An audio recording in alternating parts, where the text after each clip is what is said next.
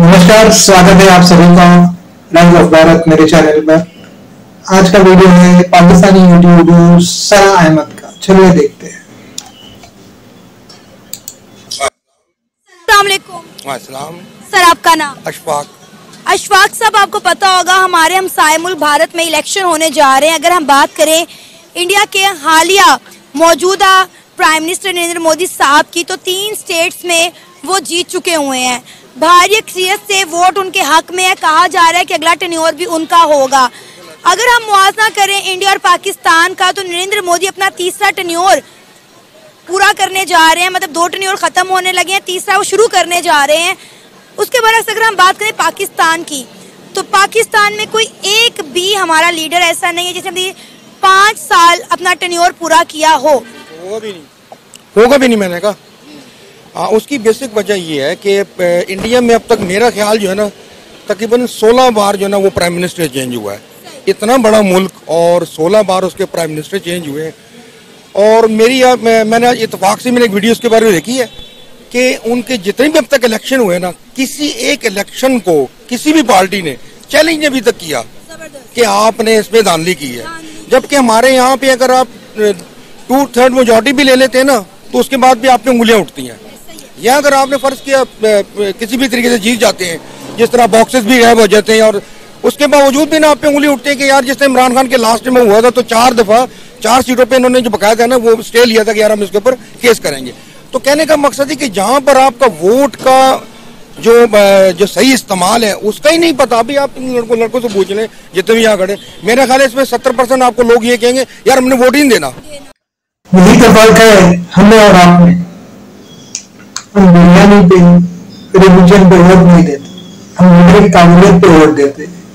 देखते हैं लीडर कैसा है, वो आगे चल के हमारा काम करेगा, देश की तरक्की में आगे लाएगा, ये सब बातें देखते हैं। क्योंकि लोग उकता चुके हैं। अब मुझे बताएं ना कि इंडिया में देखें, सबसे बड़ी जमहूरियत इंडिया की है, ठीक है। हमें किसी चीज का कामों से कंपेयर नहीं कर सकते। मोदी जब आ रहा था, जब नरेंद्र मोदी इनका प्राइम मिनिस्टर बना था, तो यहाँ पे हमने एक प्रोपेगेंडा किया कि जनाब हमने इंडिया अखंड भारत बनने लगा, ये होने लगा, वो होने लगा, और हम मोदी ये ऐसे कर देगा। वो तो मुल्क को ऊपर उठा के ले गया, यहाँ तो बेड़ा गर्क कर दिया मौका। ये सारे नौजवान खड़े, सारे पाकिस्तानी है, किसके पास रोजगार है? किसी के पास नहीं है। बताए ना मुझे किसके पास। वहां तो काम करने की लेबर नहीं मिल रही। सारी एक्सपोर्ट इंडिया की जा रही है। दुबई के अंदर, मैं खुद भी, दुबई के अंदर जितने मेगा स्टोर हैं, जो बड़े मेगा स्टोर हैं, यहाँ तो मेगा स्टोर आपको 2-3 बड़े बड़े स्टोर हैं, वो ना होने के बराबर है। उनके जो मेगा स्टोर मैं आपको बता रहा हूँ, वो इतने बड़े मेगा स्टोर है कि वो पाकिस्तान की आधी इकोनॉमी वो खुद चला सकते हैं, इतने बड़े मेगा। उन मेगा स्टोरों के अंदर जो 75% सामान है ना, वो इंडिया का पड़ा हुआ है। आपको पता है कि नरेंद्र मोदी साहब ने कहा है कि अगला टेन्योर उनका आएगा तो मजीद इंटरनेशनल मार्केट जो है उनकी वैल्यू बढ़ेगी, इंटरनेशनल इन्वेस्टर जो है वो इंडिया में आएगा। ऑलरेडी पूरी दुनिया देख रही है कि नरेंद्र मोदी के 2 टेन्योर्स में भारत कहां से कहां पहुंच गया, चांद पर पहुंच गया, सूरज पर पहुंच गया। आप मुझे ये बताएं, अगर अगला टेन्योर भी नरेंद्र मोदी का आ जाता है तो इंडिया की कामयाबी का नेक्स्ट लेवल क्या होगा? मैं बता रहा हूँ, वो अमेरिका को टक्कर दे रहे हैं। और देखिए, आप ये देखिए कितनी बदकिस्मती हमारी कि एक तरफ चाइना है जो दुनिया की दूसरी बड़ी इकोनॉमी है, एक तरफ हमारे इंडिया बैठा हुआ है जो मेरा ख्याल है कि शायद अब कुछ जमाने में जाके इंडिया को टक्कर देगा, चाइना को टक्कर देगा। अब वो भी तरक्की, और हम तो बीच में फंस गए। हम तो न 3 में रहे न 13 में। यही तो बात है। आपने शुरू किया टेररिस्ट का स्कूल, दहशतगर्दी के स्कूल, दहशतगर्दी के कॉलेज, और हमने शुरू किया हमारे IITs, IIMs, business course, space technology, startup India, बहुत सारे प्रोजेक्ट शुरू किए। हम तरक्की की ओर बढ़ गए, और आप कहाँ हैं ये आपको बोलने की जरूरत नहीं। हमारा तो देखिए, हमारा तो मैं कह रहा हूँ कि इतने अफसोस की बात है कि हम अब तक कागज के फूल जो है ना, कागज के फूल वो चाइना से इंपोर्ट कर रहे हैं। मतलब हमारे बेशर्मी की इंतहा देखें आप कि प्लास्टिक के, जो मेरा ख्याल है कि मैं 2 दफा बच्चों को बताऊं बनाना शुरू कर दें।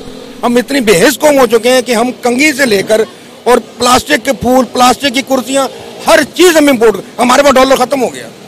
अब ये जो आपको डॉलर नजर आ रहा है ना, ये सब ऐसी फजूल सी बात है। और दूसरी बात, अब मैं आपको सॉरी इलेक्शन पे आता हूँ। देखिए इलेक्शन उसने जो वादे अपने कौम के साथ किए थे उसने 110% पूरे किए हैं।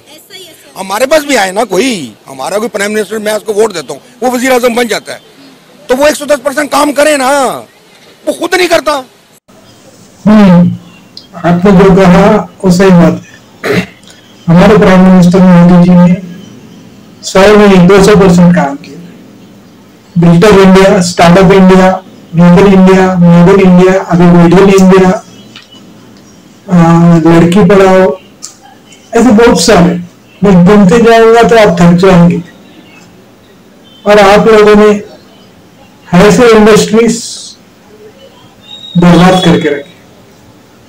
सर इसीलिए तो आज सारी इंडिया के साथ साथ पूरी दुनिया नरेंद्र मोदी के हक में खड़ी हुई है। आपको पता है इंडिया में रहने वाले मुसलमान खुशियां मना रहे हैं कि दोबारा से नरेंद्र मोदी की सरकार आ रही है, और हम यहाँ पर बोलते हैं कि जी इंडिया में रहने वाले मुसलमानों को हकूक नहीं मिलते, और जब हम उनके इंटरव्यू करते हैं तो कहते हैं अपने बारे में सोचो भाई, हमारी फिक्र ना करो। गलत है, ये सही कह रहे हैं। वहाँ के मुसलमानों से हमारा क्या काम है? वो उनके देखे, उनकी रियासत है, वो उनके मुसलमान अपना बाशिंदे, उनके मुल्क है। हमें क्या जरूरत पड़ी कि वो कहेंगे जी आप मुसलमान और आप इंडियन? यार वो है इंडियन है बस। अपनी रियासत, अपने कौम और मुल्क के साथ वफादार हैं। वफादार हैं। आप देख लें उनके बड़े बड़े साइंटिस्ट, उनके बड़े अपना ये अपना जितने भी आपकी बड़ी इंडस्ट्री पड़ी हुई है उसके ना सब में मुसलमानों का रोल है, बहुत बड़ा रोल है। और वो नरेंद्र मोदी को पता है, वो क्यों करे भाई, वो इंडियन है। हम रिलीजन के बेस पे किसी को अहमियत नहीं देते, हम काबिलियत पे अहमियत देते। हम बंदे को काबिल बनाते हैं और काबिलियत पे ही अहमियत देते हैं। अभी क्रिकेट टीम देख ले, वर्ल्ड कप चल रहा था, हमारे शामी और सिराज कमाल कर दिया। मैं कहता हूँ कि शामी हम देखिए, हमें क्या बताया गया? हमें यही बताया गया कि यार आज से बहुत अच्छा बॉलर है। हमें यही बता के चले वसीम अकरम को लेजेंड है, मानते हैं, मैं खुद मानता हूँ, दुनिया मानती है, इंडिया में उसके बड़े फैन हो गए। लेकिन अब शामी है, निकाले ना को मुंह से तारीफ, कैसी बॉलिंग उसने की, मैं हैरान हो गया हूँ। हो सकता है वसीम अकरम ने कोई 2-3 टिप्स उसको बताई हो, वकार यूनुस से बताई हो, सीखा भी हो, लेकिन उसने बिल्कुल पूरा किया, अपना हक उसने अदा किया। सर आपको पता है मोहम्मद शामी की इस कारकर्दगी को देखने के बाद इंडिया में मोहम्मद शामी के नाम का स्टेडियम बनाया जा रहा है। बिल्कुल बनाया जाएगा, बिल्कुल बनाना चाहिए। और इंडिया में मोहम्मद शामी के नाम का स्टेडियम बनाया जा रहा है। मैं कहता हूँ मुझे रिलीजन को इम्पोर्टेंस नहीं देते। क्रिकेट तो छोड़ो, हम स्पोर्ट्स के हर फील्ड में आगे बढ़ रहे हैं। स्पोर्ट्स हो, स्पेस टेक्नोलॉजी हो, सॉफ्टवेयर टेक्नोलॉजी हो, हार्डवेयर हो, सोलर टेक्नोलॉजी हो, सभी में आगे बढ़ रहे हैं। अब रिसेंटली 2022 के एशियन गेम्स में देख लीजिए, 110 मेडल्स जीते हैं, आगे नंबर 1 पर आए। जो है वो इंडिया की तरफ है। सब लोग यही चाहते हैं कि मोदी की सरकार है, क्योंकि मोदी ने तमाम ममालिक को इंडिया के साथ जो जोड़ दिया है ट्रेड के लिहाज से, हम तो भाई बहुत पीछे रह गए हैं। वही है ना, देखें दुबई के अंदर ये बेशुमार बच्चे यहाँ गए भी होंगे। दुबई के अंदर आप देख लें कि हमारा सिर्फ काम वहाँ पे रह गया सफाई का, हमारा काम रह गया टैक्सी चलाने का। तो इंडियन जो वो अच्छी जॉब पे लगे हुए, उनके इदारे जो तालीमी इदारे वहाँ पे अच्छे बच्चे पढ़ के बाहर निकल रहे, हमें किसने पूछना है? हमारे यहाँ कुछ सिर पैर ही नहीं है। अभी COP28 के समिट जो है वो दुबई में हो रहा है। नरेंद्र मोदी साहब दुबई पहुंचे हैं, रात के 2 बजे दुबई के प्रिंस ने उनका इस्तकबाल किया है, उनको जो है फ्रेंडशिप रिबन पहनाया और कहा है कि यहाँ पर रहने वाले इंडियंस की जिम्मेदारी हमारी है। अब आप मुझे बताएं कि एक प्रिंस दूसरे मुल्क के प्राइम मिनिस्टर को कह रहा है कि आपके बाशिंदों की जिम्मेदारी हमारी है। क्या हमारे कभी किसी प्राइम मिनिस्टर ने हमारे दुबई या अमेरिका जाने वाले बहन भाइयों की कोई जिम्मेदारी ली है? नहीं, कोई नहीं ऐसे कहा, मतलब ये तो ख्वाब वाली बात है। ये जब होता है तब आवाम समझदार होती है, ऐसे ही नहीं होता है। आवाम समझदार है, भारत की जनता बहुत समझदार है। आपको लग रहा है कि अगला टेन्योर भी नरेंद्र मोदी साहब का ही? 10%। और मैं आपको सही बताऊं, उसी को आना चाहिए, उसी को आना चाहिए, ताकि हम उनसे मार खा के ना, हम मार खा के बनेंगे उनसे। ये मैं बता दूं आपको, आपके एक तरफ चाइना बैठा हुआ है, एक तरफ आपके इंडिया बैठा हुआ है। हमने उनसे वो में मारते रहेंगे, हम सीधे होंगे। ये हमारा और कोई हल नहीं है, ये मैं बता दूं आपको। क्या बात बोली चाचा, आपने तो दिल खुश कर दिया। सुधर जाओ पाकिस्तानियों, अभी भी वक्त है, कुछ काम वाम करो, कुछ सीखो।